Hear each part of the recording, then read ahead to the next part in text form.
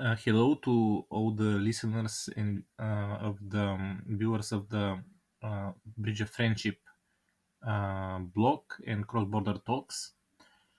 I'm Vladimir and today I'm going to have a talk with David Bisset, who used to be the chief executive of Equilibrium, the largest NGO in the social services sector in Bulgaria, and who is now more dealing with research and strategic issues around social care and social change in Bulgaria. He is also a native, let's say, in a way, in my city. He's been living here for Rousse. He's been living here for more than 20 years. David, thank you for accepting this invitation and seeing sense in what I largely defined as some attempt to think in a more complex way about Bulgarian pl- plague or problems.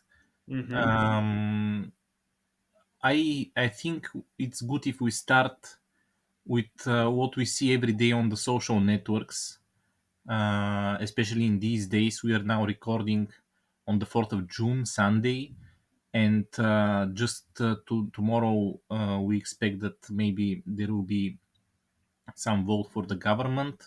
Mm-hmm. And we see that there is a lot of division in Bulgaria, a lot of hatred, a lot of instigation on social networks, with people basically falling into different tribes and playing game of domination with one another, Yes. um, which maybe has a social price.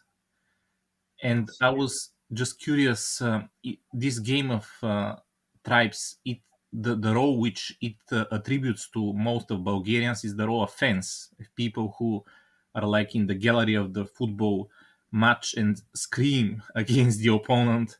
But I was Yes. wondering, how can we grow out of this role? How can the what are the means for our citizens to become more empowered and for this game even to change, so that we are not no longer just fans or hooligans. I like your expression. I like you that you use the word game. I mean, something that's fascinated me for many years, and which I recognized quite soon after settling in Bulgaria 20 years ago, is that Bulgaria is a very tribal society.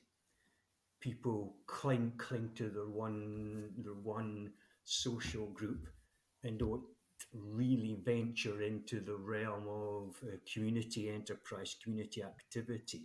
And I've always wondered why this is the case, because it's something I find quite intriguing, but also a quite bewildering, especially as Bulgarians the different groups tend to adopt all sorts of different badges to identify themselves and differentiate themselves from one another. It's quite multidimensional. And certainly it has a political dimension, but I see the politicians as weaponizing something that's already there, that's already exists. And I wonder where it's come from. One of the sort of theories I had, I'm not convinced that I'm right, but it's something that I've recognized, is that Bulgaria was urbanized very, very, very quickly. And I don't think any of the Bulgaria's political masters across the years since urbanization took place have tried very hard to create a sense of community. Uh, Something that interests me is if you speak to a Bulgarian and you ask a Bulgarian where he or she comes from, she'll mention a town or a city.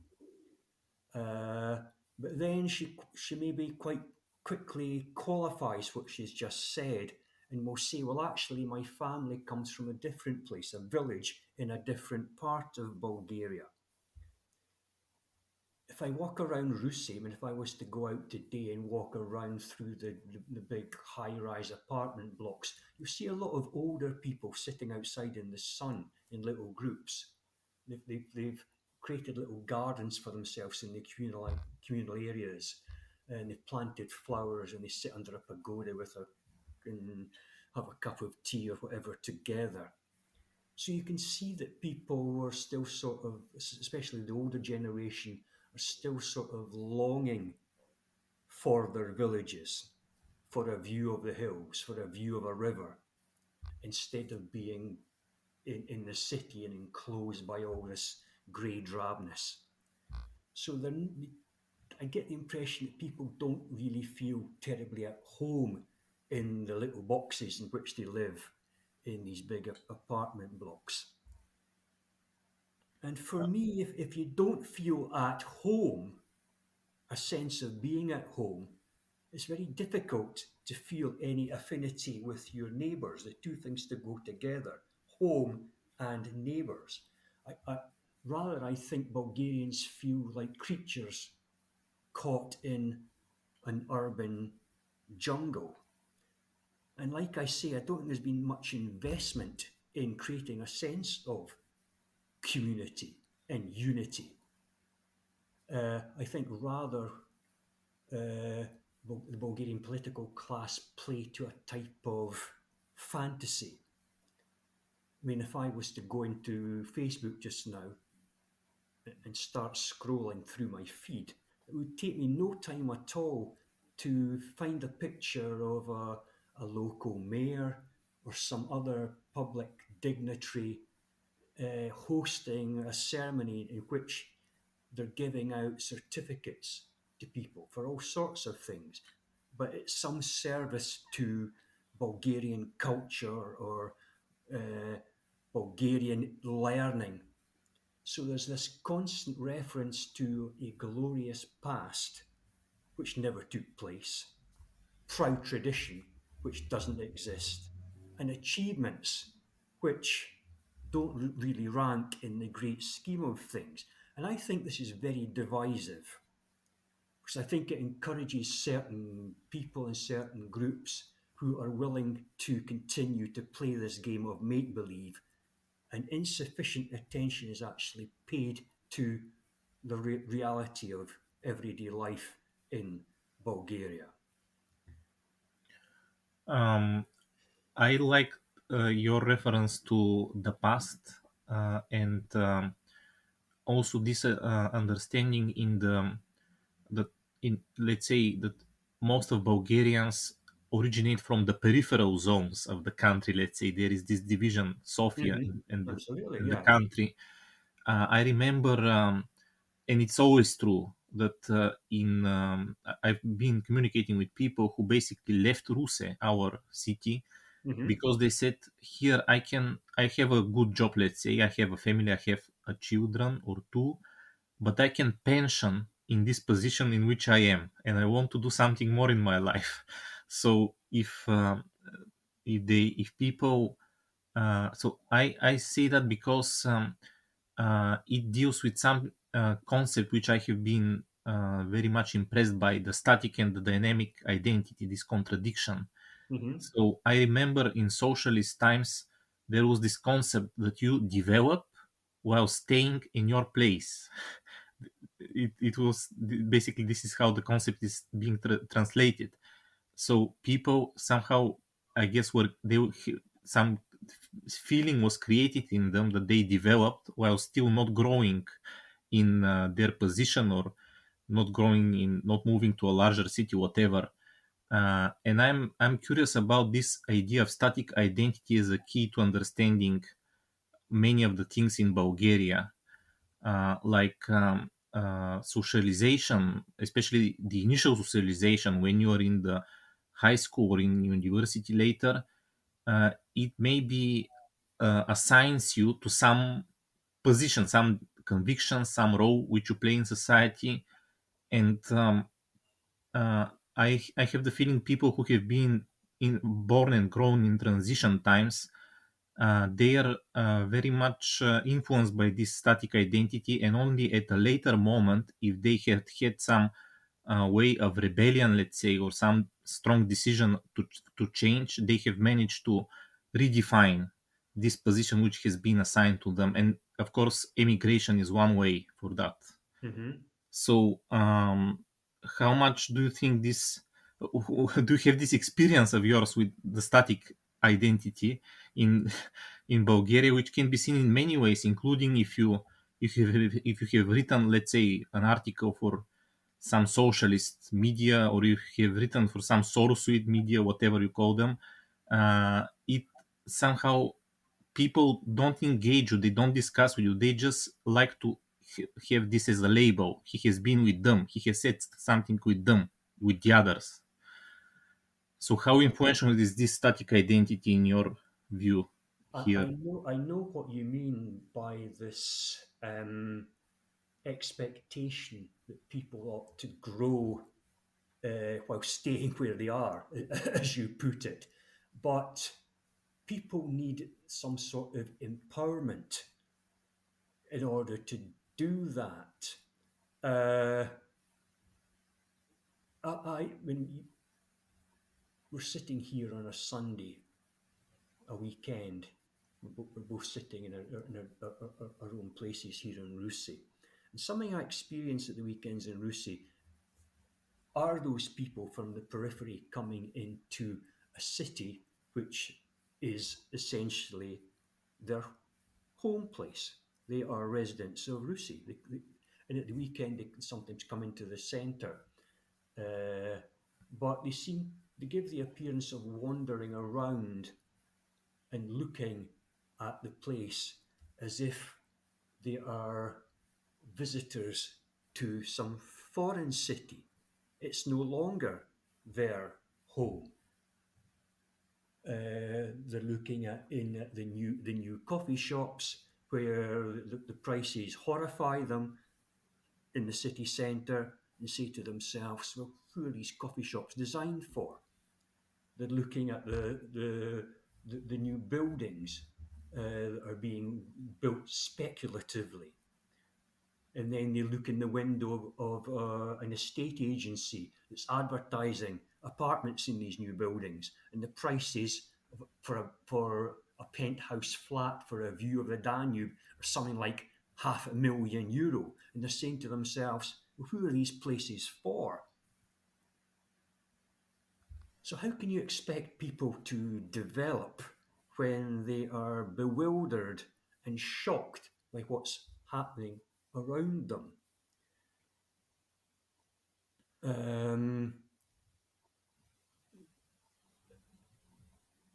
Okay, I can move also around this a little bit, when again seeing Ruse as source of inspiration, and tribal thinking again. I have observed how people in some moment in their life, early life, let's say maybe school years or university years, they somehow learn. I presume it may be also involuntary, but it may be also very rational, that they need some kind of a tribe, or let's say in group. We use the word taifa maybe, I've heard the which expression. is of Eastern origin, Persian or Arabic origin. So basically, people, young people, they make a group of their own. They make their own mafia, and they engage the world through this mafia. Basically, some kind of narcissistic leaders come on the top of this group, and they getting information about what is going on beyond the tribe, and they somehow engage other tribes or other people only when they have interest, and when they don't have interest of, basically, when they don't gain something, or when they are not threatened by other tribes or other people, they just don't do anything. They're just satisfied to stand in this tribe at the top, and somehow presumably to manipulate the people who are casual members of the tribe, so that the hierarchy is protected. And Hmm. of course, that's my impression or my understanding, but I can't help asking myself, how can a society based on tribes grow out of this model of tribes, and what happens, what is the role which people who are tribeless could play in this, I presume it's modernization, overcoming of tribes. Maybe we define it as modernization. So Uh, how can this happen? I mean, what you're talking about is a very profound lack of what we call social capital. I mean, social capital is a measure of the positivity of the relationships and styles of engagement between different individuals and different groups. And the positive relationships are cemented through actions like collaboration, uh, a little bit of give and take, different people playing to their strengths. And when this happens, all the contributors benefit and the community gets stronger. There's a publication that comes out annually called the Legatum Prosperity Index. And this year, 2023, uh, the index is based on data collected last year, and it ranks countries. 167 different countries are giving a ranking in terms of their overall prosperity. I think there are 12 different sets of indices that measure this prosperity. And on that basis, Bulgaria is ranked 48th out of the 167 countries. I think Romania is 45th. However, if you look at the particular index for social capital, uh, Bulgaria is ranked 81st out of 167, and Romania has got quite a lowly position. It's ranked 116th. There are different types of social capital. There's the relationships between family members and close knit social groups. Uh, there's a question of interpersonal trust within the community, social tolerance. People of different racial backgrounds or different classes or different social status, different occupations, how they tolerate one another. Um, the quality of social networking, the level at which people in society can actually participate in decision making. Um, and it's interesting that social tolerance is very, very low in both Romania and Bulgaria. I know that Bulgaria ranks something like 104th out of 167 countries in how different groups tolerate one another. But where both countries are really lacking is the level of social and civic participation. Uh, Public information in both countries is pretty dismal, pretty terrible. People are not allowed to participate in decision making with regard to developments in their own towns or cities or nationally. Government keeps the population at arm's length, you might say. So, what we need is some sort of mechanism that encourages these things to start to happen.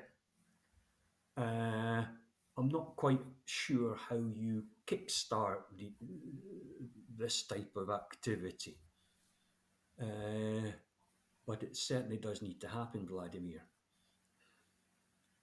I can give a suggestion how it can happen, but it is maybe not, from, I don't know, maybe from psychological point of view is not the best idea. But I have the feeling many people, especially, that's my also my experience from going out of Bulgaria.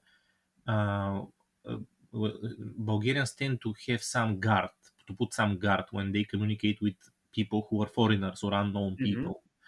And I have Basically, I think this guard is not lowered because people fear that if they lower the guard, they will be hit.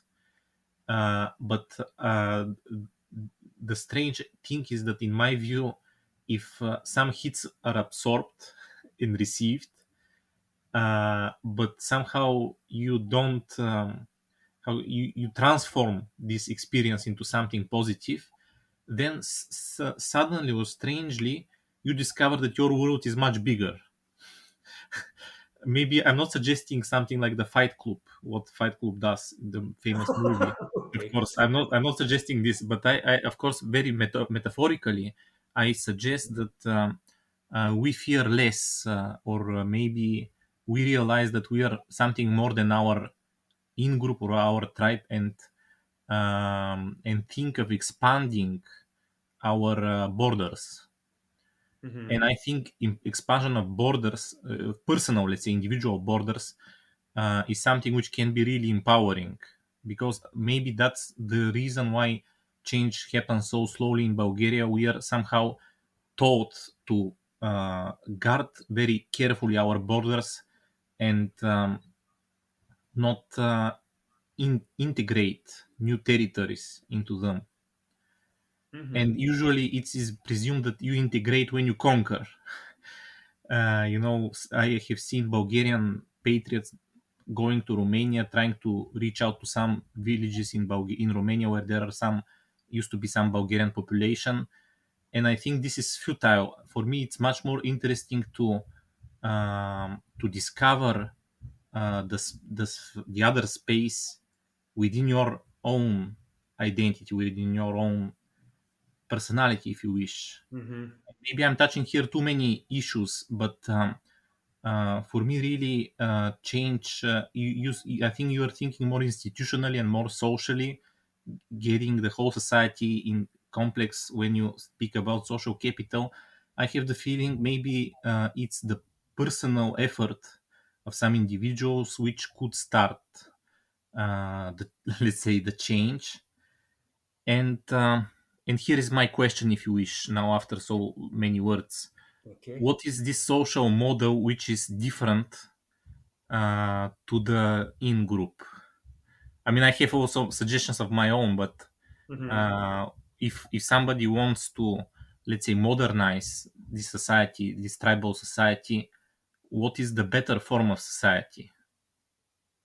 What is Okay. it based on? Not on tribe, but maybe on something else. Okay, Vladimir. I mean, you've used words like in group, like guardedness. We've talked about tribalism. These all seem to be highly defensive mechanisms or strategies. So, why does Bulgaria feel it needs to defend itself? Why do Bulgarians as individuals act defensively? I mean, are we suggesting that they've got some sort of chip on their shoulder, some sort of inferiority complex, uh, some sort of sense of inadequacy when they encounter people, maybe especially people from the West? Um, I'm not sure. Um, I think a problem in Bulgaria is that certainly now, but also in past times in this century, you've been sort of the plaything or the football of great powers. Uh, at the moment, it's primarily the European Union, um, but we could also talk about the United States, Russia. Who knows when China might might want to pitch in and start developing its interest in this region. Uh, and these great powers all bring with them us what we sometimes refer to as an imitation imperative. To succeed, you have to behave like us. To prosper, you have to behave like us. Uh, you can see this played out in the human rights dimension as well. You know, And when people are making that sort of proposition to you, it does make you feel uncomfortable and defensive. We've talked in the past, Vladimir, about cross-border activity and perhaps some sort of mini-Schengen arrangement, which could, I think, encourage Bulgarians to think a little bit more in terms of their own self-development, to think a little bit expansively within the region instead of sitting waiting for the great powers to come to Bulgaria and make certain offers. Uh, I think Bulgaria needs to find its young adventurers. Uh, Perhaps they're there among those who have worked overseas and come back with with a certain degree of know-how, development in their attitudes, um, a desire to be innovative and creative, a desire to explore, a curiosity. Um, Maybe these are the individuals we've got to look towards. Um, the issue of mini-Schengen is an issue which is of specific attention to my Bulgarian Romanian bloc, and I'll ask you about that. But I wanted first of all to ask something else. You mentioned that maybe Bulgarians have some tendency to capsulate, to close themselves with regards to the Westerners, and I was wondering whether Westerners also don't have some issue when approaching people from the peripheral zones of the world, because my experience at least is that too often the question is who are the good guys, who are the bad guys, who we have to support. And I have the feeling that often the interest towards the peripheral zones, such as Bulgaria or Romania, is limited basically to uh, supporting the lesser evil or whatever you call it, but it's not really there is no such genuine deep interest which maybe you have in yourself in your life to understand the complexity Mm-hmm. which is also kind of evading. Maybe my feeling is that Bulgarians are not very interesting or doesn't appear to be very complex at first sight, but that is the art of, in a way, of international relations, that you maybe even discover something which people themselves don't know about themselves, and that Mm-hmm. makes you play a positive role. So I'm basically, that is something I want to understand better. uh, what is this? Why is the Western public or Western media or Western political decision makers not really deep interested, don't want to understand us, rather they want to play one part of our society against the other part? Or maybe that's my impression, maybe I'm wrong about that, but I have this feeling there is always good and bad Mm-hmm. guys. And you see that in our politics they change internally, they change these Yes, absolutely. roles. Uh, um, I, I I don't know what the West makes of Eastern Europe. I mean, I know, I mean, I can assure you that there will be people from my class, my social class, people with my level of education in Britain, who are still not terribly sure precisely where Bulgaria is geographically in the world. So there is that aspect of it. Sometimes it's just down to pure ignorance. But I think those who are playing political and um, corporate games in southeast southeast Balkans, Eastern Balkans, southeastern Europe, and they take a sort of contradictory, self-contradictory position with regards to this area. One minute, south, the southern Eastern Balkans have got to represent some sort of buffer zone against the East, most especially in the context of the migration into Europe from North Africa and from the Middle East, the Far East. So it's got to be a buffer against this uh, torrent of migrants that we're told we should expect. But at the same time, they've got to reconcile themselves to the idea that the East already has a significant influence within this area of the Balkans. Bulgaria's got quite a sizable Turkish population, which has got political representation, which it sometimes uses quite effectively. Thank you very much. A lot of Bulgaria's cultural mores and behaviours are Eastern in character. And also, how is it legitimate to have this sort of anti-Eastern uh, viewpoint with regard to the Balkans, but not consider the situation, for instance, in the Mediterranean? You know, when I've stood in Gibraltar and looked across to North Africa, in fact, I've done it in the opposite direction as well.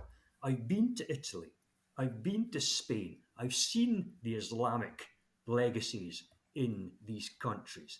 So it's as if the great powers in the West really can't make up their mind about this area in the Balkans. And like I say, they seem to contradict themselves sometimes. What There was something that's been circulating in Facebook around among my friends recently. It was Joseph Stiglitz, the is that his name? The economist, Nobel Prize winning economist, was making certain comments about how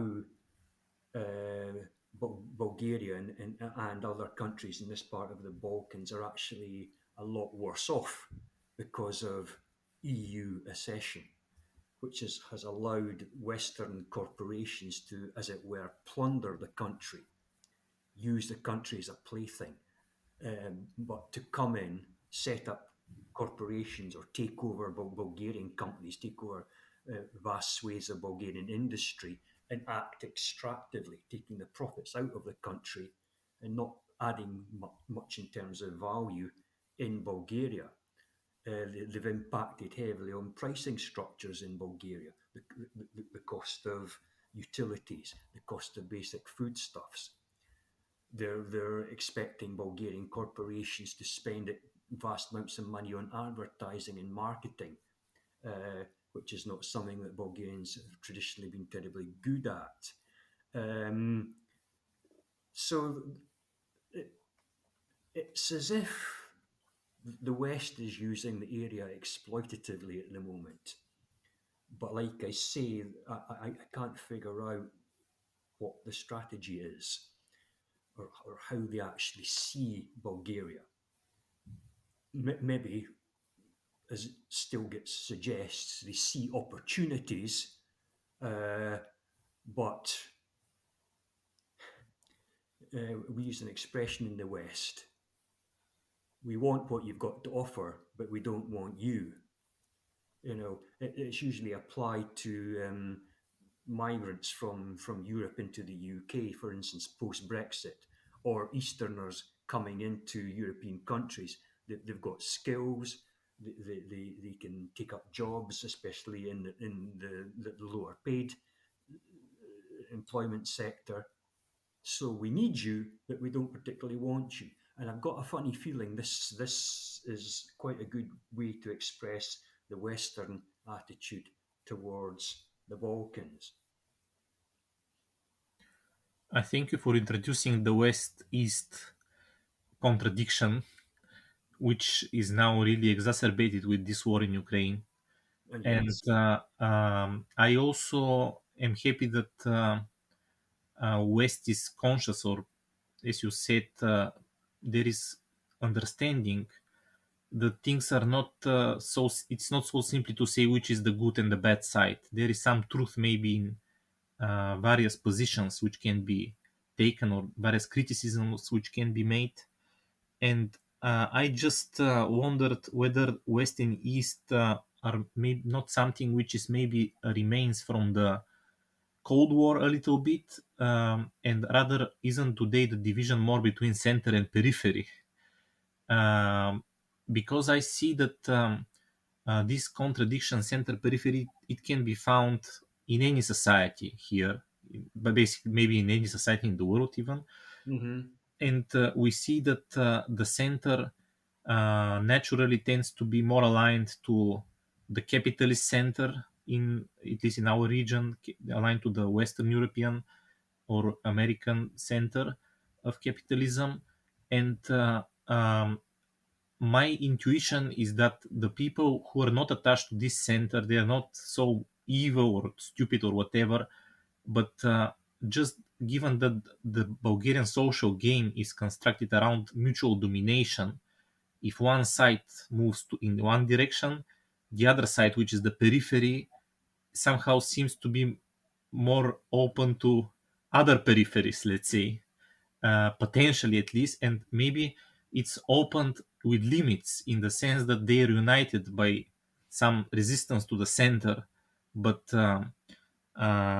maybe if they have to cooperate with one another, they will not be so attracted.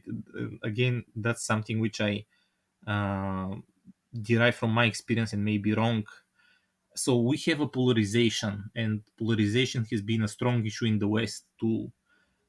So I was just wondering, we are in Bulgaria. We know that polarization now is very strong in Bulgaria society, especially the war in Ukraine strengthens that additionally. And I was curious, what is the path forward when there is such strong polarization and you are strongly encouraged or pressed to take one or the other side?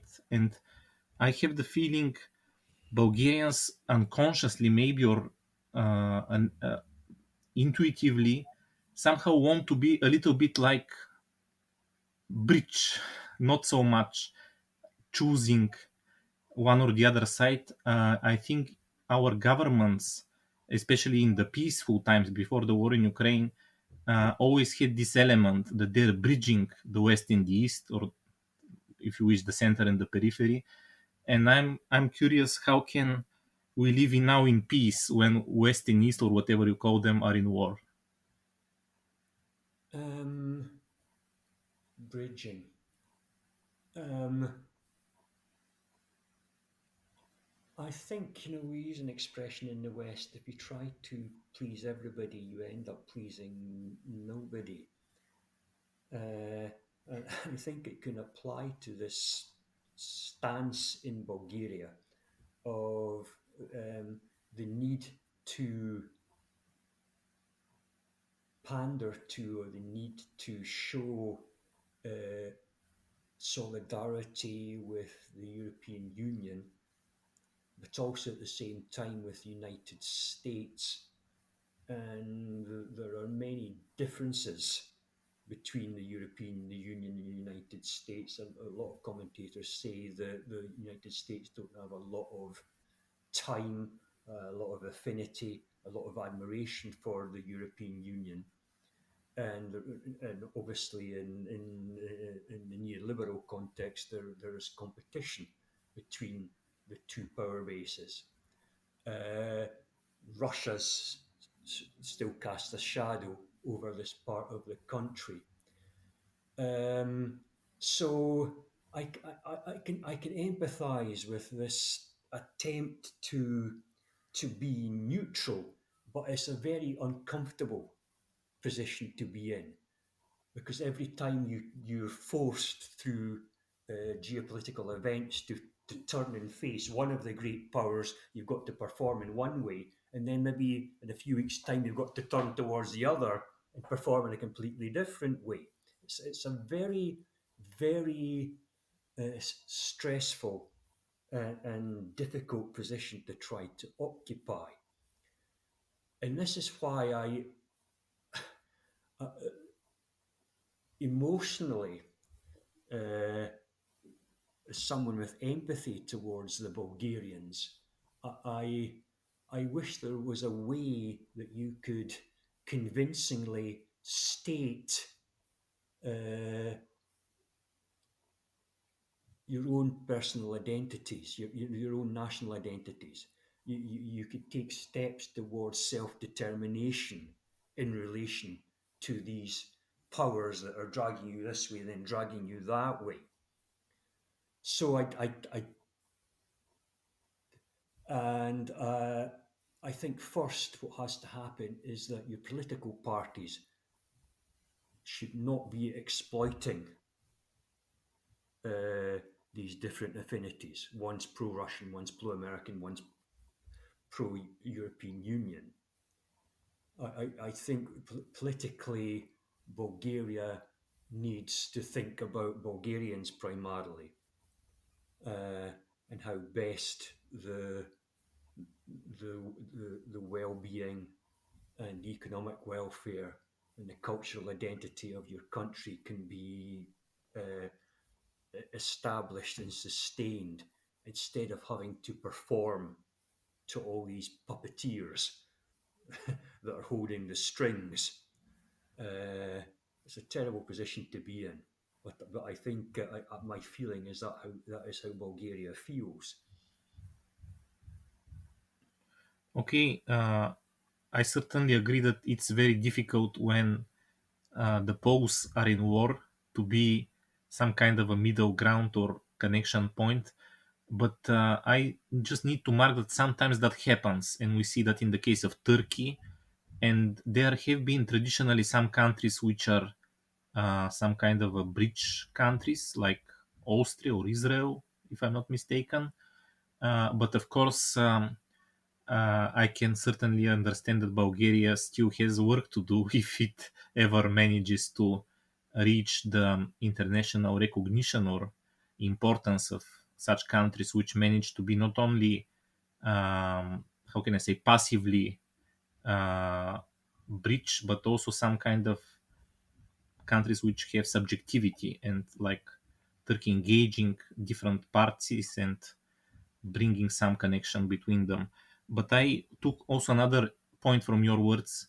Um, I think you mentioned, in other words, that West and Russia are being weaponized in our society.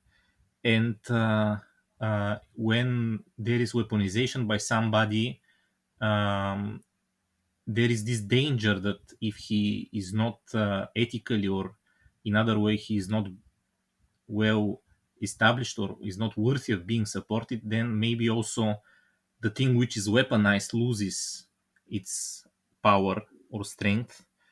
And I was curious about that. We see that today, on one hand, we have weaponization of democracy, human rights, these good liberal values. We have from the part of administration of Joe Biden, for example. And on the other hand, we have weaponization, even during Trump era, of traditional family traditions. And of course, when there is weaponization, people somehow speak to themselves. They think their value, which they weaponize, is self-sufficient, and they just say need to state it, and then say who is the enemy and who is not aligned. But I wonder, isn't there some trap when you weaponize even the most noble values? Isn't that a way to their um, to the loss of their significance, in fact, or power? Hmm. I mean, first of all, your point about being having the status of a bridge, or a country that's able to state its neutrality. Well, to be a bridge, you need some sort of solidity, some sort of structure, and uh, and to be a bridge, you need the warring countries, or the countries that are creating this polarization in global affairs, to depend on you. And I don't think Bulgaria has got that strength. Bulgaria is too dependent on the warring countries.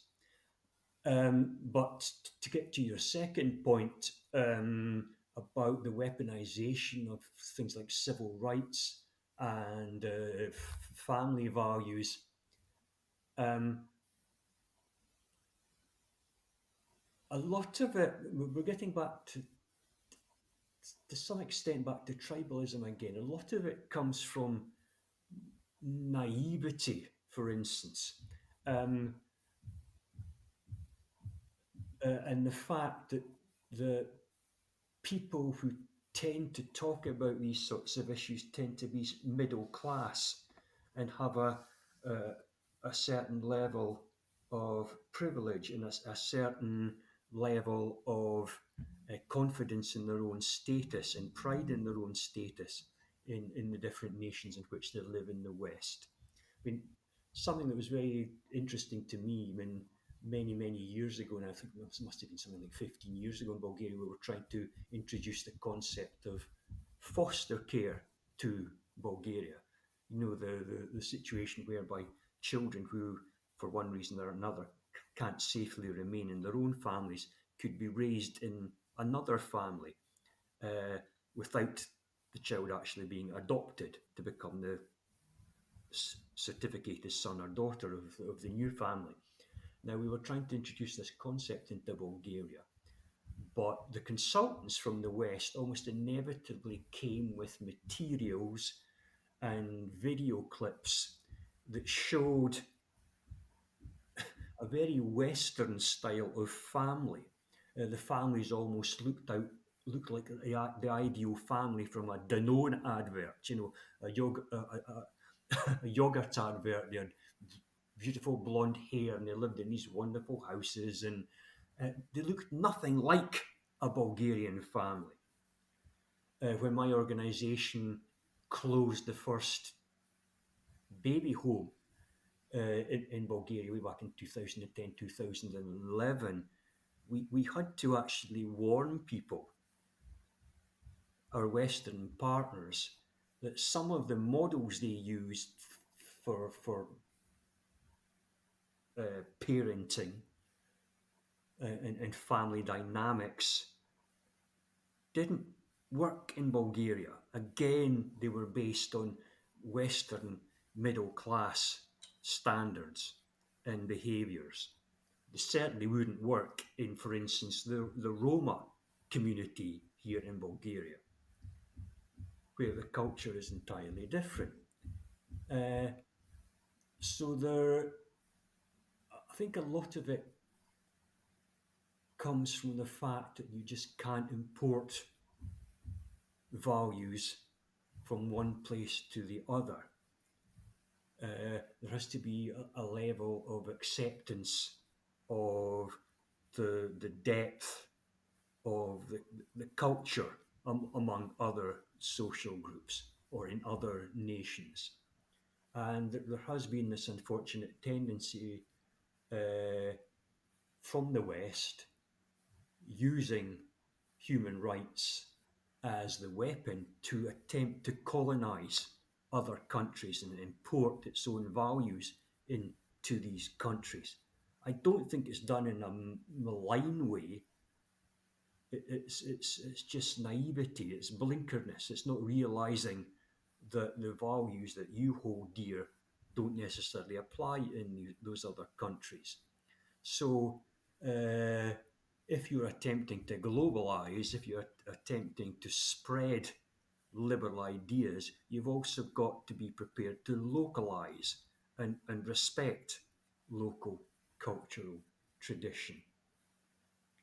And I think it's been this blindness that has allowed political movements to weaponize these different values and set them against each other. For instance, the human rights activists in Bulgaria are at war with the populists who make reference to traditional Orthodox Christian values in Bulgaria. There isn't necessarily a conflict, it's just the extreme versions of both these things are being weaponized for political purposes. Okay, you mentioned that pure uh, imitation or globalization of certain concepts or approaches doesn't work in the periphery automatically.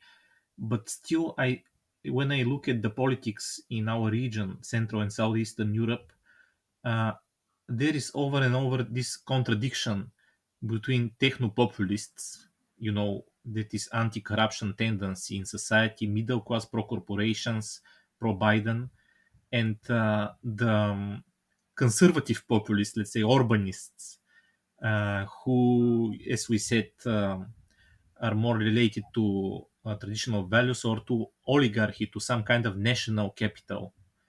Of course, now we have seen interesting situation in Bulgaria where the presumably the two party which are faces of these contradicting tendencies seem to be aligning for a government. But still, we have over and over this contradiction, and we don't seem to have a populism of our own, which maybe sounds stupid. I don't know, but I'm curious to ask you why our societies have these similar contradictions in politics and why they don't develop, let's say, a populism of their own or some kind of political tendency of their own. Have you thought about that? Um, I know what you're referring to. And it's something I encounter. I'm not a political animal, although I do have to deal with Bulgaria's politicians. I work in the NGO sector, so I work in the human rights sector. And something I see is that I'm going to get into trouble for saying this, but I'll say it anyway. Something I see, there's a lot of my Bulgarian colleagues in the sector uh, are maybe more zealous and have less self doubt about some of the human rights issues and the way they need to be projected in Bulgaria than, for instance, I have.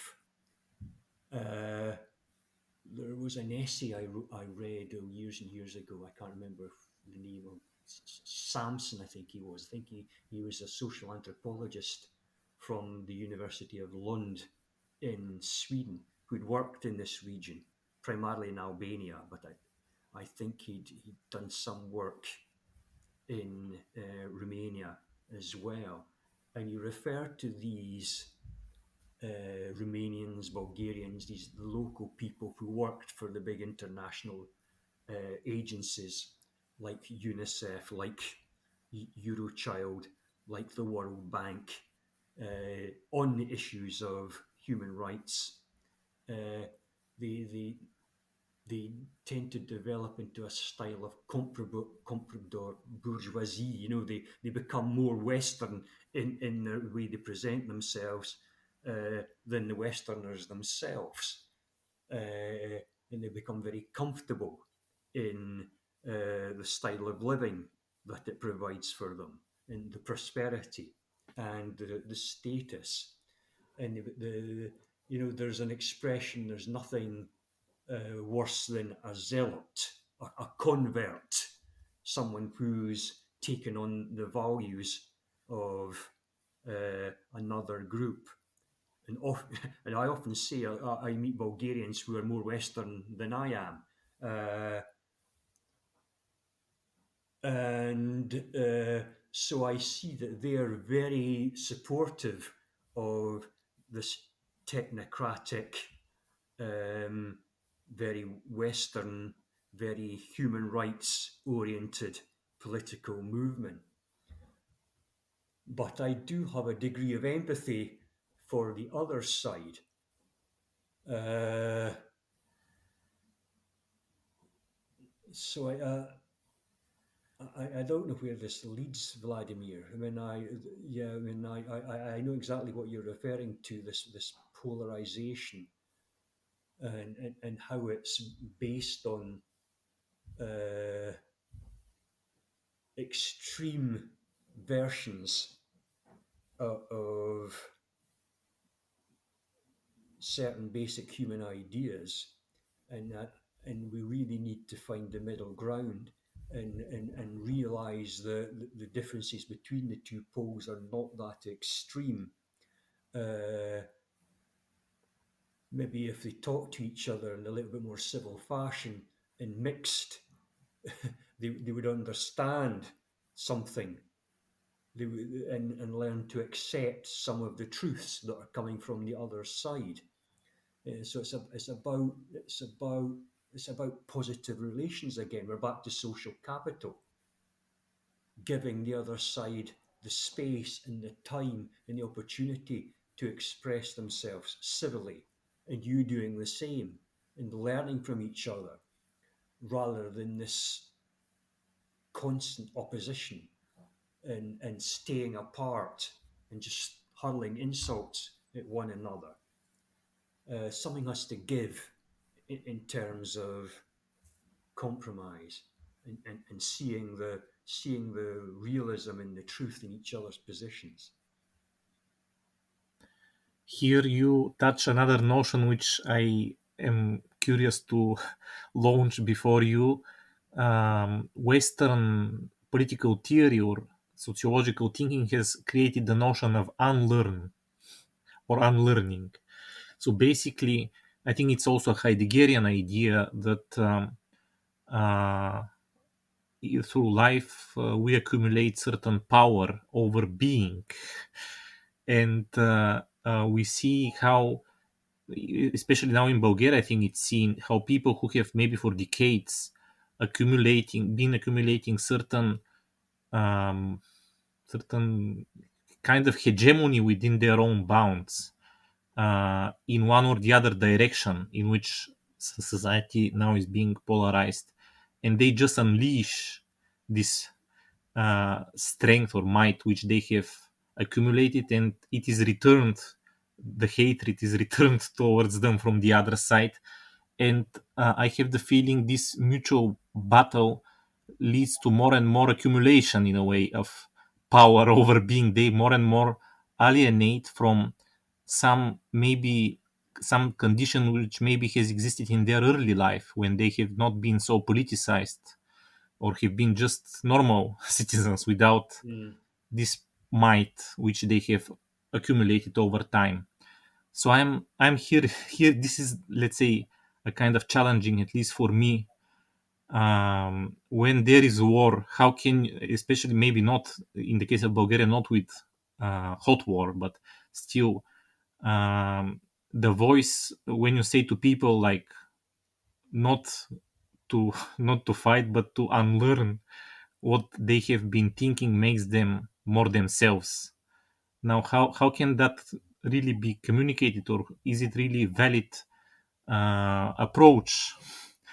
Because I have the feeling without the unlearn, we always accumulate more and more, and it just can't end with it ends only with death. Mm-hmm.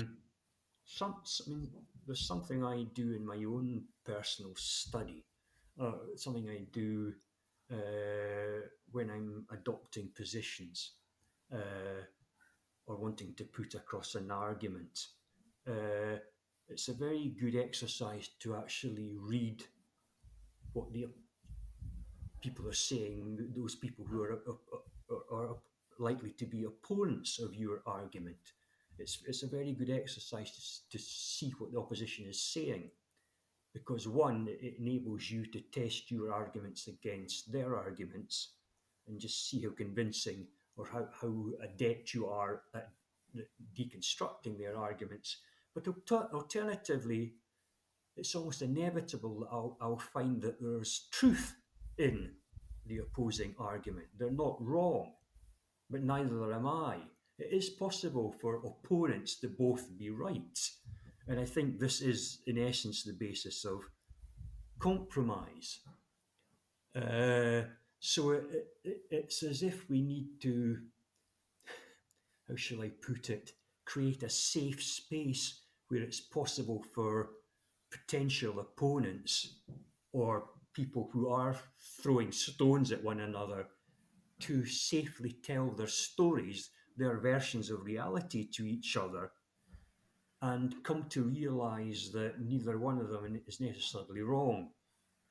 Um, Maybe what we need is some sort of facilitator in the middle, some sort of neutral body in the middle that sort of says, right, come together, sort of bangs heads together, right, come together, both of you, uh, and I'm not going to let you war with one another. Just talk to one another in civil fashion. Um, I don't think has ever happened politically in Bulgaria.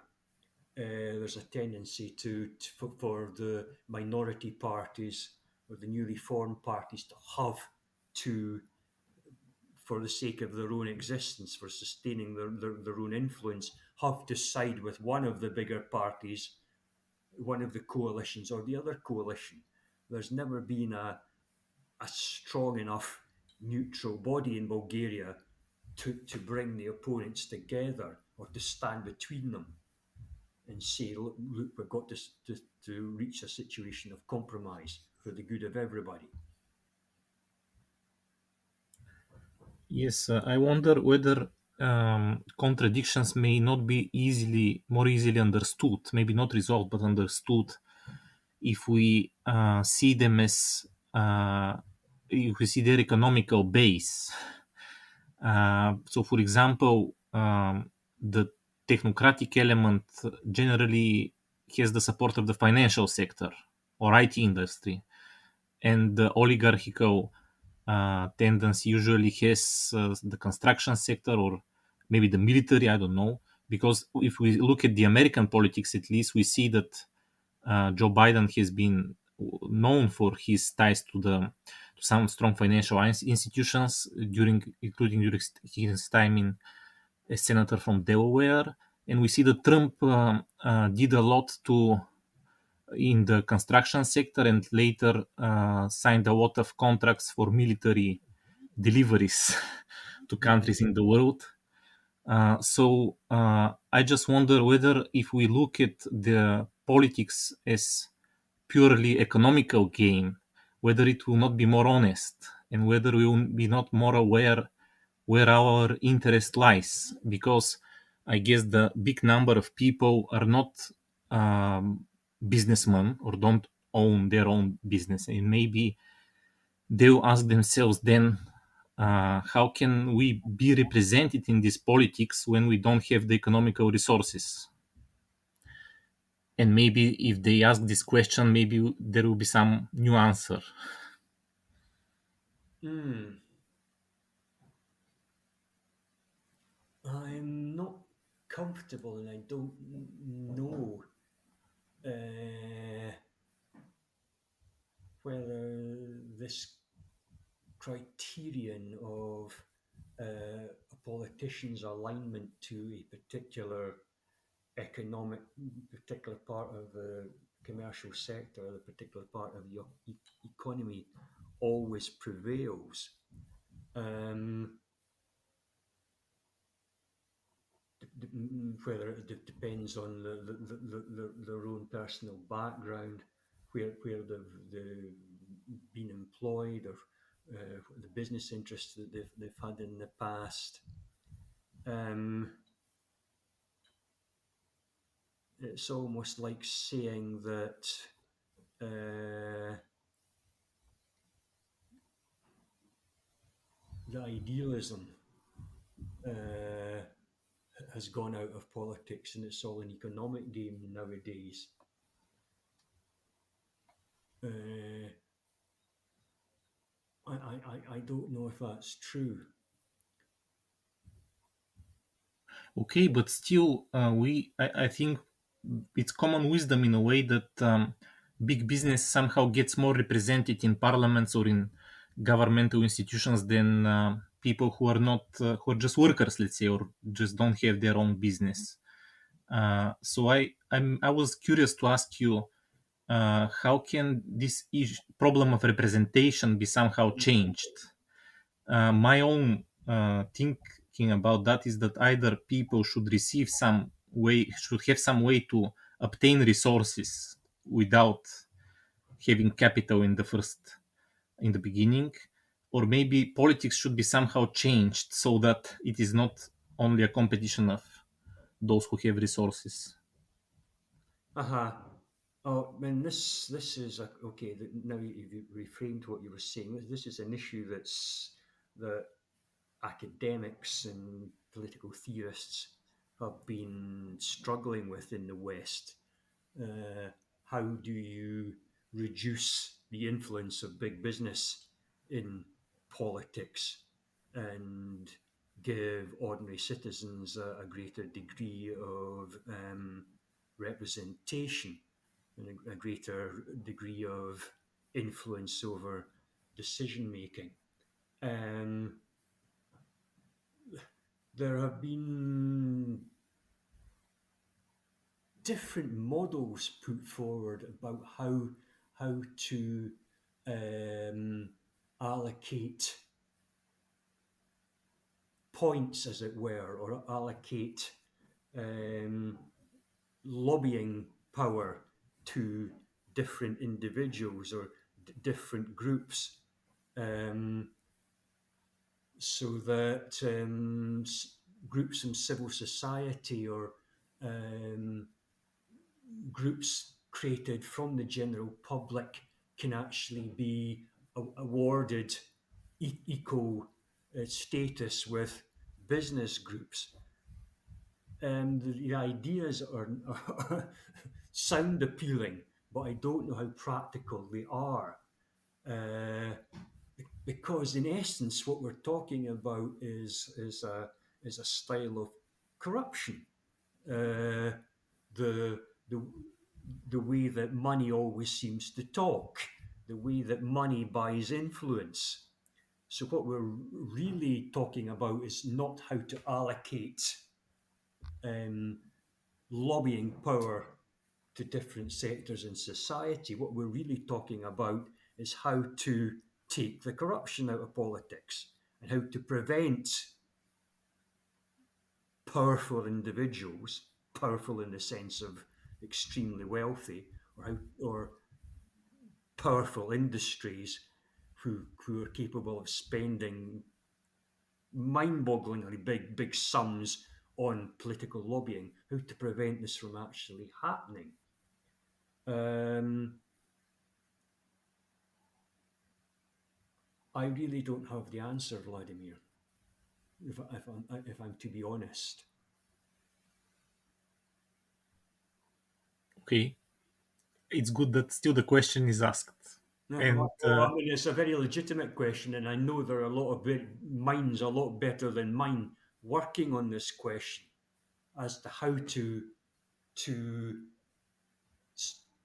create a level platform, a level playing field, so that the masses, the general population, have as much lobbying strength, as much competence to influence politics as big business has. Uh, and I don't think anybody's come up with a satisfactory solution as yet, simply because big business is just so powerful, and our political class are in its grasp. I really don't know what the answer is.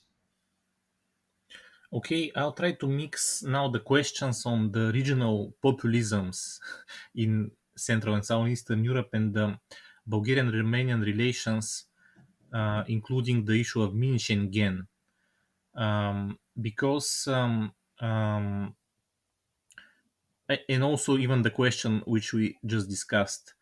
In my case, at least, I think relations with the neighbor could provide not so much and really not really money, but some kind of social capital or some kind of experience or knowledge which still empowers and which allows for the Bulgarian model of developing while you're standing at your place be followed.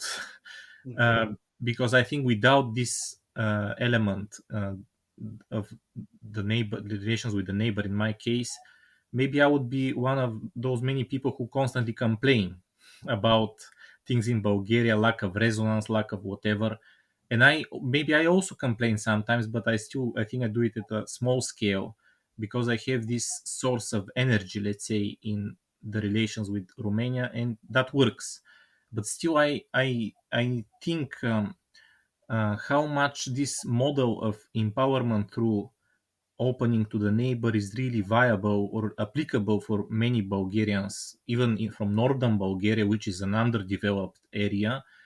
Mm. And I one issue I see is that there is a large emphasis on national centric thought or thinking about who we are or what are the interests which our countries have in this is in our media, and there is certain border of experience, if I may say. You may travel in Romania, but you have this wall of experience which prevents you from really uh, mixing or learning a lot from Romanians. There seem to be always keep at arm's length, as you said, and there is some mistrust. Let's say this is something which I think our countries and society still need to overcome Mm. because maybe too much energy has been lost in mutual domination or in rejection of plans or in too much emphasis is put on what doesn't work in the relations, etc. So I was just wondering, um, you mentioned the idea of a mini Schengen. uh, in my point of view, the mini Schengen is one exercise of opening to the neighbor, which can really empower because it is based on trust, learning, understanding, having better standards, etc. But what is your take on the mini Schengen? What are the strong sides of this idea, and what are the negative sides? I think the strong sides relate to seeing the resources and the assets which the two countries share. If we're talking about Romania and Bulgaria, I mean, we have the Danube representing the larger part of the border between the two countries. Uh, at, at the moment, the passageway between the two countries across the Danube are barely fit for purpose. Uh, and I don't think the river is being exploited nearly enough as a route for the transfer of mass goods uh, or people for that matter. Um, so I think some sort of mini Schengen relationship would open our eyes to local potential. Uh, we, we, we, I used the word self determination earlier in our discussion. Um, I, I think we need somehow to learn what we can achieve together locally using local resources, local know how, um, as opposed to allowing ourselves to be um,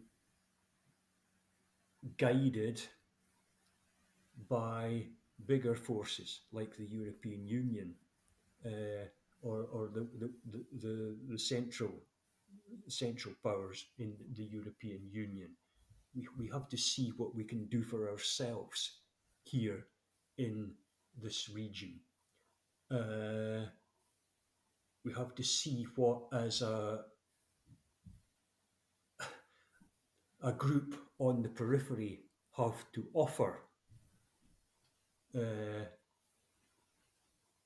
so that Bulgaria, Romania, and perhaps some of its other partners can become something more than the sum of the individual parts. We need to see what industries and what we have in common, what we have in common educationally.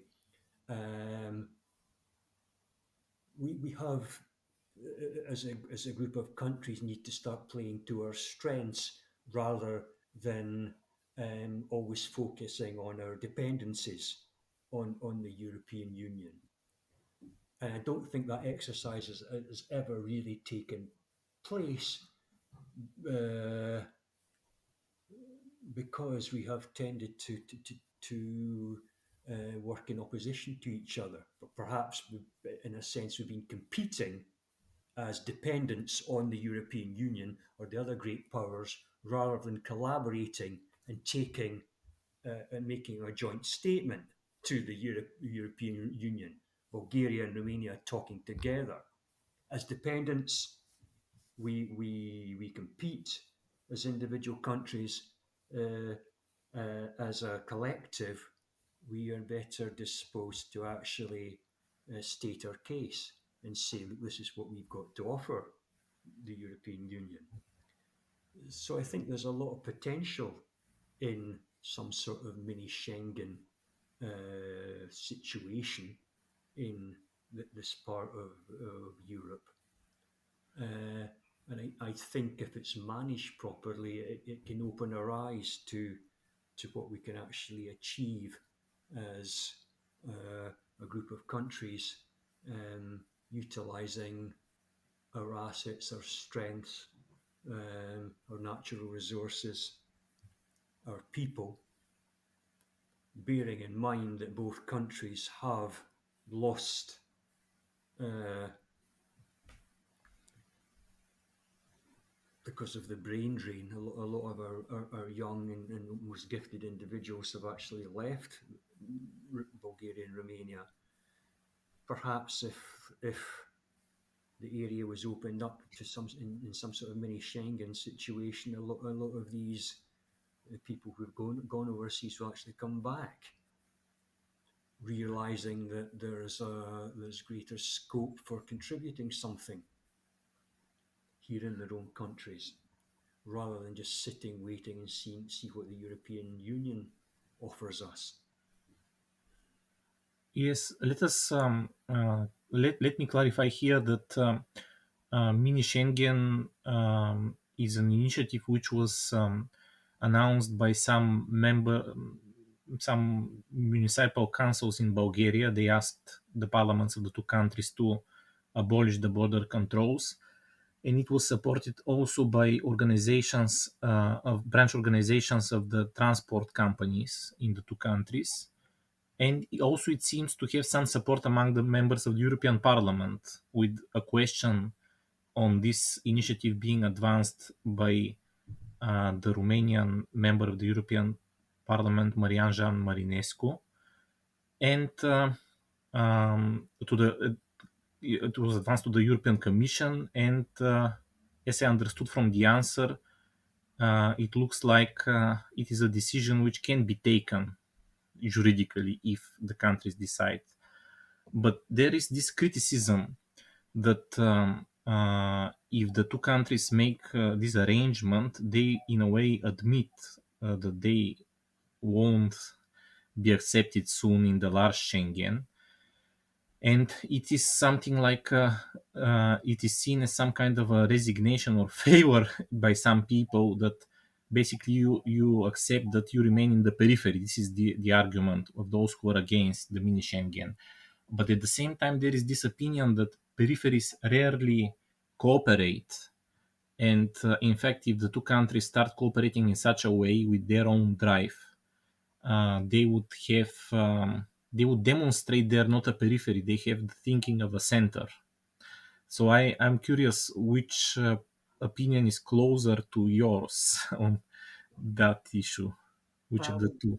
the one you finished with, I think if Romania and Bulgaria did cooperate this way economically and culturally, they're demonstrating their joint capacity to be part of the bigger Schengen area. They're showing that despite their geographical position on the periphery of Europe, they're actually competent to become a mini powerhouse economically and culturally. I mean, I don't think they're ever going to create any sort of economic miracle or to start competing with some of the stronger economic powers in Central and Western Europe. But they can demonstrate that they are able to make um, worthwhile decisions about how to best make use of local resources, local competences, so that it benefits their own populations. Um, it maybe would constitute a slight threat to um, Western corporate interests. Uh, if we were to be cynical and say and think in terms of the Western powers wanting to keep both countries as they are, because it sustains their economic weakness and dependence on countries like Germany, France, Austria, whatever. But I think that's a very cynical uh, position to adopt. There may be some truth in it, but I don't think I think it's too extreme. I think, if anything, if both countries could demonstrate greater capacity on their own, it might actually encourage inward investment on a different basis. So it's so Western corporations would be more interested in cooperating collaboratively and in partnership with Romanian and Bulgarian organizations instead of simply wanting to come in, uh, exploit local resources and extract profit. Maybe a mini-Schengen situation would make Bulgaria and Romania more competent to keep a larger proportion of that profit in this locality.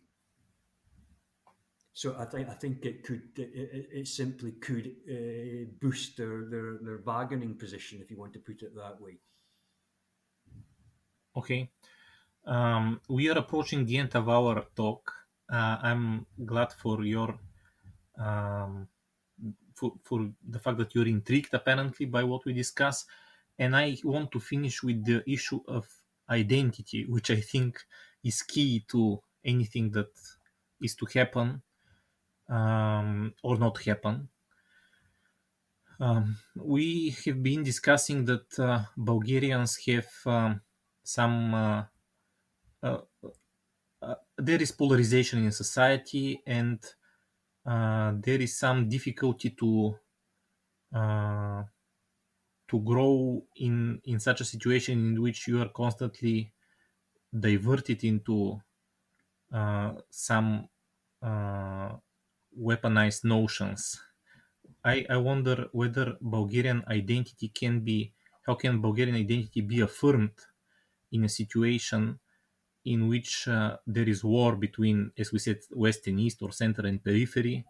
How can Bulgaria have added value even uh, through what we are when we are in such an environment in which there is difficulty to form society, to have social capital, there is difficulty to expand beyond the limits of your in group, whatever, even if it's a national in group, it's still an in group. So, what's your thought about Bulgarian identity in these conditions and the way forward for this identity, let's say? Mm-hmm.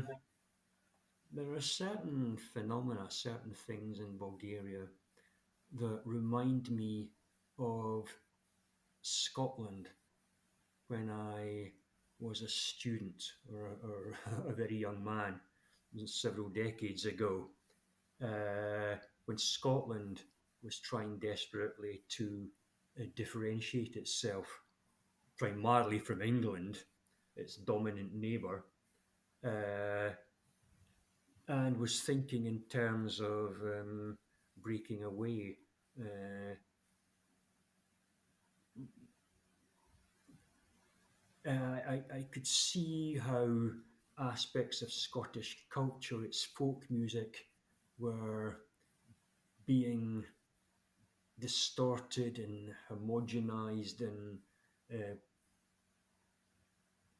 in an attempt for Scotland to sell itself as something distinctive from England. Um, it was all bagpipes and kilts and songs about the mountains and the purple heather and things like this. I can see this in Bulgaria as well. You know, uh, how you using these visible aspects of your history and your culture to try and identify yourself. Uh, but it can sort of lapse into a style of self parody sometimes. And it becomes a bit tacky, you know. If you go to Bulgaria's Black Sea coast, uh, or other tourist centres, you you see how the souvenirs or souvenir shop is selling exactly the same things. The folk restaurants are all very similar to one another. There's very little to distinguish them. Uh, so at this point in time, there seems to be an abject lack of imagination or innovation in the interpretation of Bulgarian culture. But that happened in Scotland. And then look what happened in Scotland. It emerged as a powerhouse, um, uh, politically very strong in relation to England. So I think there's hope for Bulgaria, uh, but I think it's going to depend on innovators, on certain people um, with a certain level of international status, a certain visibility, using their Bulgarian identity in a more subtle, more nuanced, more realistic way. I mean, for instance, uh, Georgy Gospodinov just won the International Booker Prize for literature, and there was a great big fuss made about it in Bulgaria, about it representing the way that Bulgarian literature is at the zenith of international literature. So it was all about Bulgaria again. But Georgi himself was didn't put it across that way because it didn't make any sense. You win literature prizes for innovation, for originality, not for representing a literary tradition. So the way it was presented in Bulgaria was nonsense. But in his own way, and through his modesty, he said something about Bulgaria that perhaps the populist version doesn't say. Uh, so I think there are those people out there who are good representatives of Bulgarian identity, Bulgarian dynamic identity, an identity that is looking to the future instead of clinging to some imagined past. Uh, I think it's going to take time, Vladimir, to tell you the truth. I mean, I'm talking about a situation in Scotland that prevailed 3 or 4 decades ago, and Scotland did change. It found itself, but like Bulgaria now, it took a lot of muddling around and a lot of crass attempts at identifying yourself culturally. on the world stage, uh, and a lot of braggadocio. Bulgaria, it's got to stop trying to be something that it isn't and accept what it is before you can actually uh, show yourself successfully. You can't pretend. And I think that's the mistake that Bulgaria is currently making. I see here a lot of issues, and I can't help asking you something more difficult, at least for me. Maybe you know the book by R.D. Laing, The Divide Itself, Yes. um, which is a book related to psychiatry, but basically it is, at least in my view, some kind of attempt to reconcile situations in which somebody has a split identity, and to make such a person move on and develop so that eventually there is growth within this person in which there is this split identity. And I ask that because I have the feeling in Bulgaria now the polarization is very high, and there is this division center periphery, which is transformed and molded into the division West Russia, or Soros Russia, if you wish, whatever their different definitions. And I can't help thinking that when there is split identity, that when there is such a strong polarization, it's very difficult to do anything. You're advised, you're when you engage these people, you are asked, are you from our side? Or if, if you are not from explicitly from the one side, you're from the other side. But and some people make a choice and choose one side or the over the other. But I think that if simply the good side is chosen, let's say the more modern side is chosen, then the energy which is moved into the system, it goes to one side, and the other side is alienated from this transformation. So for me, at least, there is this provocation or challenge, how to remain somehow connected with the whole society when I'm engaging another country, how to not play one element or one tendency against the other, but to somehow speak to all. Because at least for me, this is one of the problems. There is some low energy in Bulgarian society, and this division is exacerbated by the low energy. So I don't know Mm-hmm. if you get my point, but I can give even a better example. Maybe you're familiar with the situation in Iran, where there were these protests by young people and related to women's rights, etc. Uh, there are situations in which polarization is very high, and for me, that is preventing really the growth of um, let's say the identity growth, or the growth of Mm-hmm. the personality behind the identity. So how how could that be changed? Isn't it too long game to play, or is it really possible to engage or somehow be related to the whole society, not only to the presumably more modern part of it? Um, I think Bulgarians are encouraged, as you say, to openly state what they are as opposed to who they are.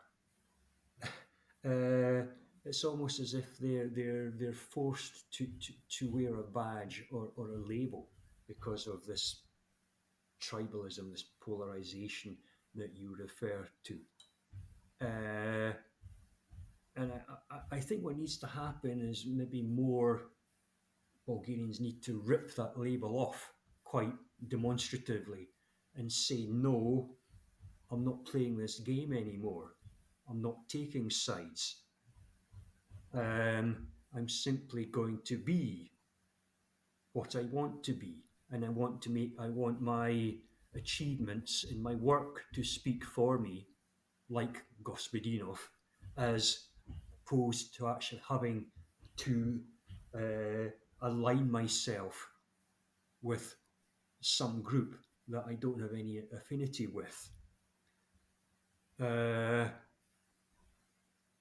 that that takes confidence. It takes courage.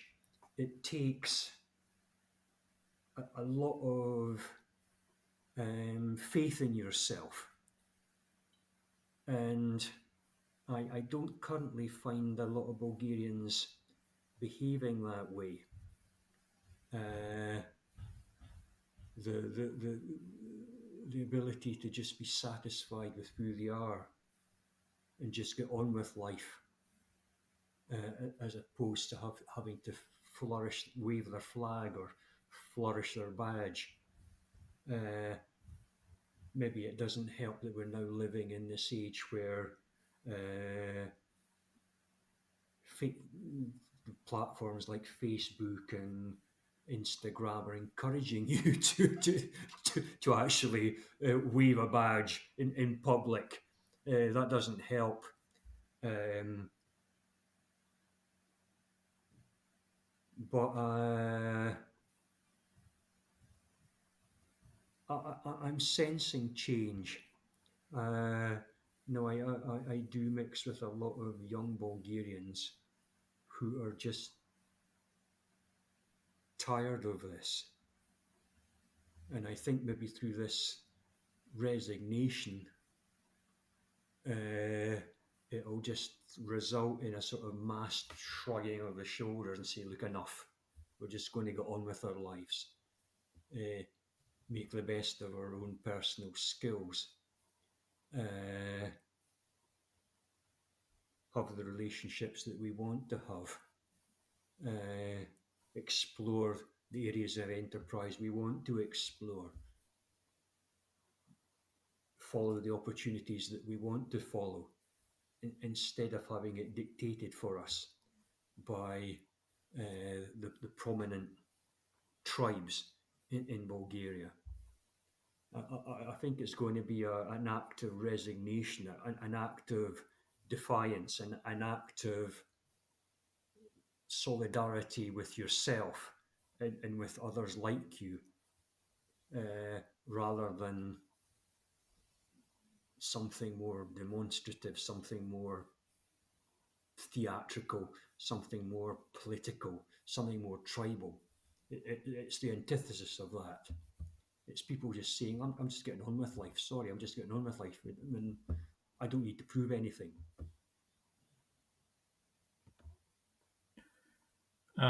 Your words are very good for ending of this long talk, but I can't help adding something because we are also thinking, at least I'm thinking in Bulgarian Romanian terms. And when we speak about identity, there is this issue that identity should allow for some, at least in my view, for some energy, some experience, some maybe lessons to enter from the world beyond, which could be other nation or could be even other the group beyond the world beyond your in group, etc. But uh, this process, in my view, is stuck by what could be seen as trauma, for lack of better term. Basically, trauma creates some inability to connect in a rich living way.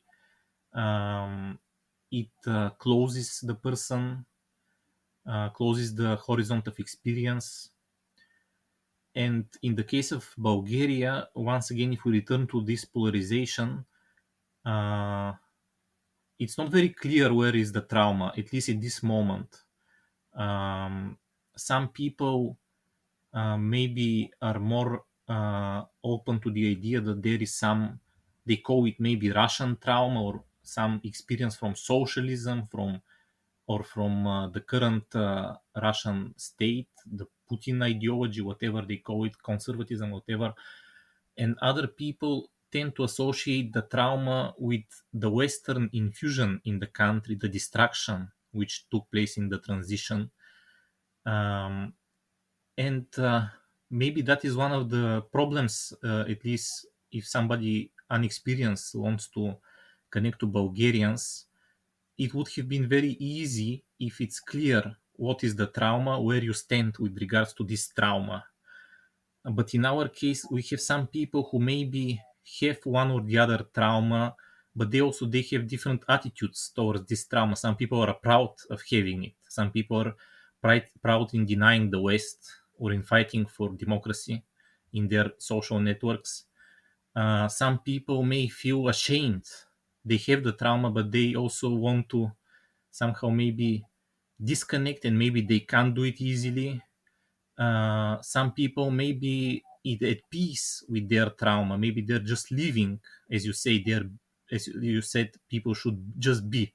They may just be, but the trauma is part still of their identity as a person. And even if they are at peace with it, it limits, in my view, their experience.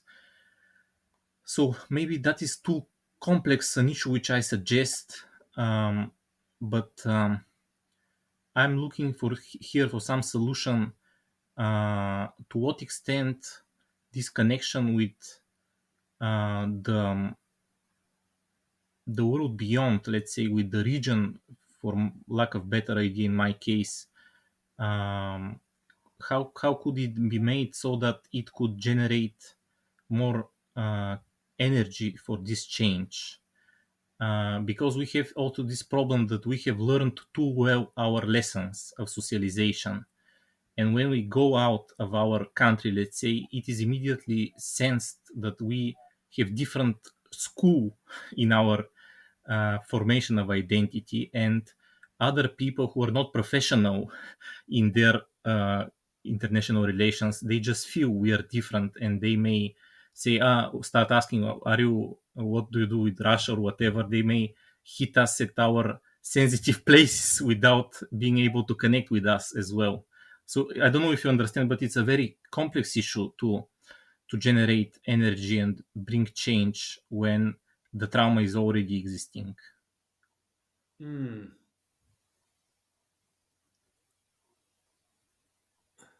I'm thinking.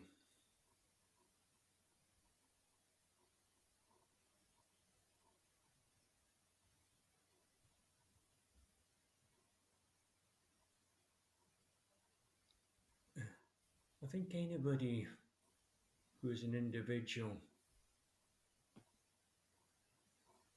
has trauma in their past somewhere, either because either something that happened during their childhood, something that happened when they were young children being raised, but maybe they were neglected or abused, or didn't feel the appropriate level of attachment with their parents. Uh,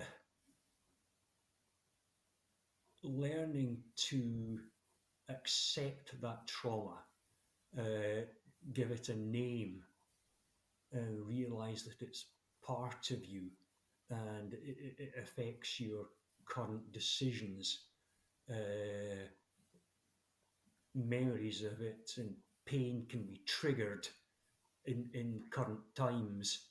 Uh, Accepting it can have quite a powerful transformative effect on you as an individual. Now, if we're talking about shared trauma, uh, trauma that's quite widespread in Bulgaria, and you're not the only person that talks about this. I mean, I mentioned Georgi Gospodinov. He talks about this existential sadness and the need to face it, uh, and say, yes, maybe as a people we are disappointed at the state of things. Maybe promises that were made to us have not materialized. Uh, Maybe things look bad at the moment, looking around at the crumbling architecture and the state of the roads, and the fact that Bulgaria doesn't seem to be making much of a contribution on the world stage. We're not as well off as we would like to have been. Uh, when we go overseas, where we feel inadequate because the other people are more sophisticated and outgoing and worldly wise and cosmopolitan, uh, and exploratory. Um, I, I think it would help if, as Gospodinov suggests we should, Bulgarians should do, is to name it. Yes, we are sad about the state of things. And then start from that low platform and give up the labels, give up the pretense, give up the the the attempts to paint a rose tinted picture of Bulgaria with its glorious past and its proud tradition and everything, and just accept that your country it occupies quite a lowly position. Because then you've got a level platform in which to build, as opposed to pretending you're something which you aren't. I mean, it strikes me that a lot of young Bulgarians who I've known who have gone overseas come back and they give this performance of being a Westerner. And it doesn't convince me because it is too much of a performance. No Bulgarian should be more Western than I am. So I sort of say to them in the kindest possible way, oh, knock it off, give up. Yes, I accept that you travel to the United States. You don't have to keep mentioning it in every second sentence. Yes, I know you've done this and you've done that and you've done the other. I'm not impressed. Just be who you are. You've got a lot to offer your country. You, you've got experiences that you brought back with you. You've perhaps got a superior education based on the fact that you studied in the United States and things. Put it to use here and just stop the pretense, please. Stop the performing. Uh, because that does suggest you're compensating for something. That does suggest that the trauma of having been born in lowly Bulgaria, in Rousse or some other town that doesn't live up to the standards of London or Edinburgh or Venice or Copenhagen. Uh, you've got to knock this chip off your shoulder, I think, as a Bulgarian.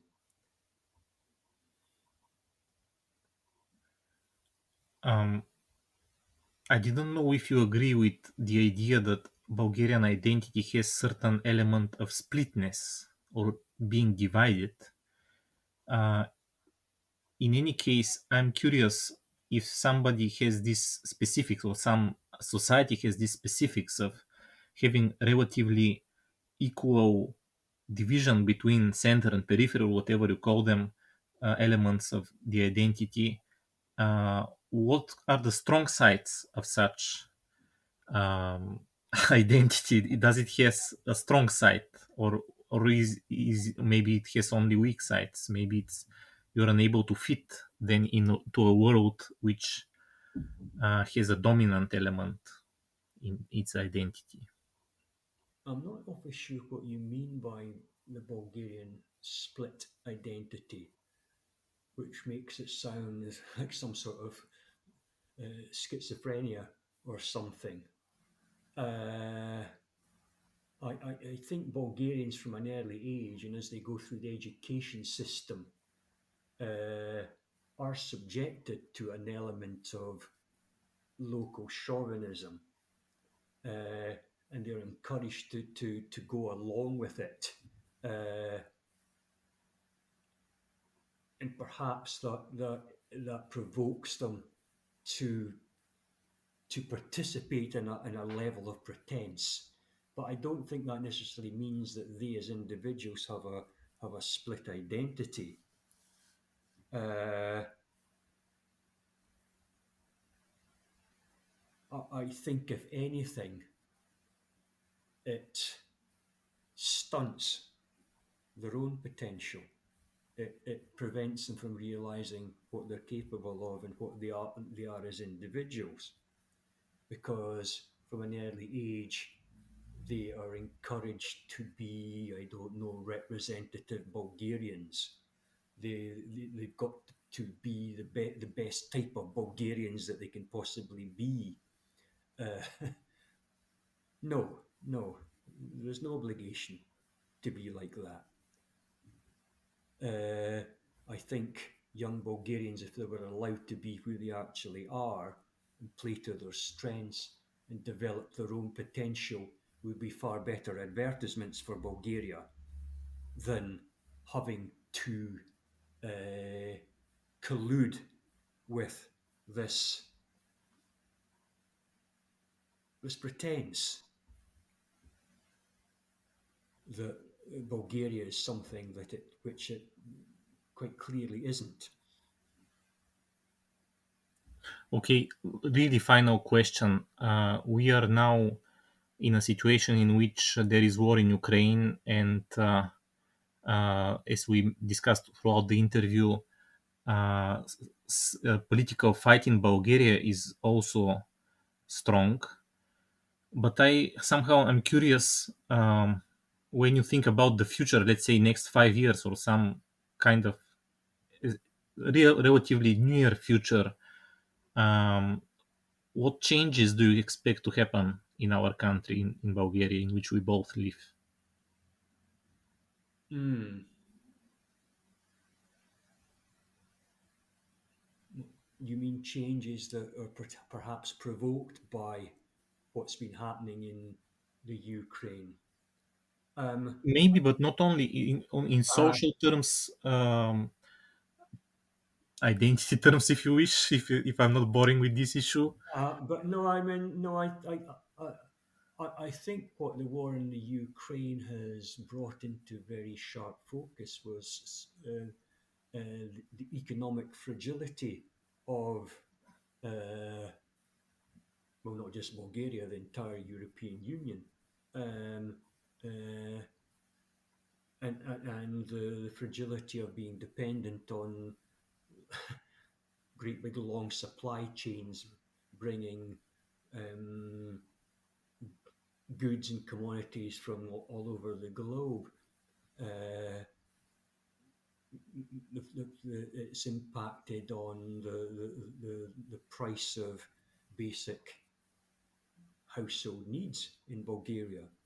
Um, and I think it's going to provoke Bulgarians to sit back and say, um,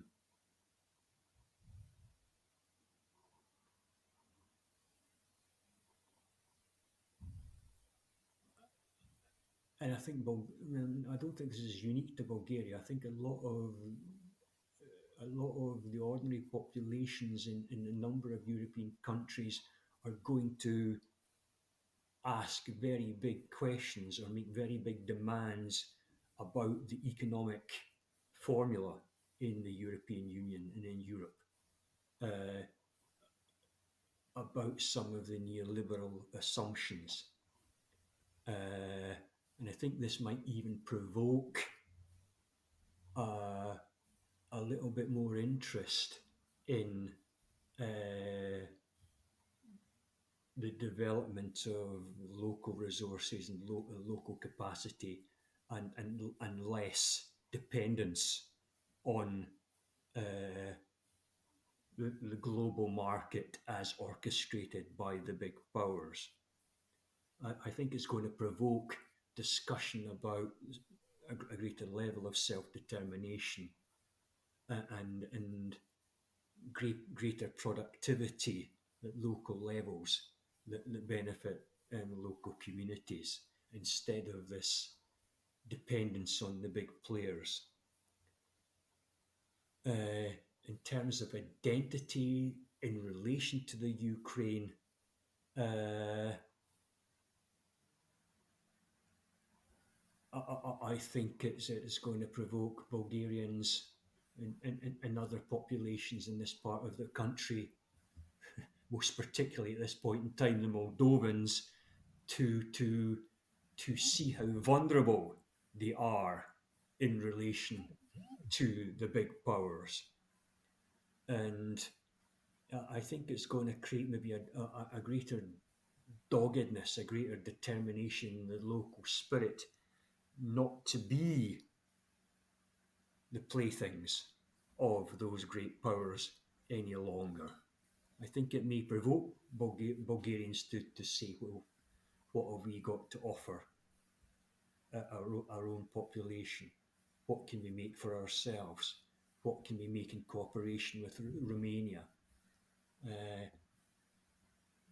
should we review our relationship with Turkey? Uh, should we here in Eastern Balkans be more capable of standing on our own feet and doing things for ourselves and making our own decisions and not having to genuflect and ask for permission of the bigger powers? Uh,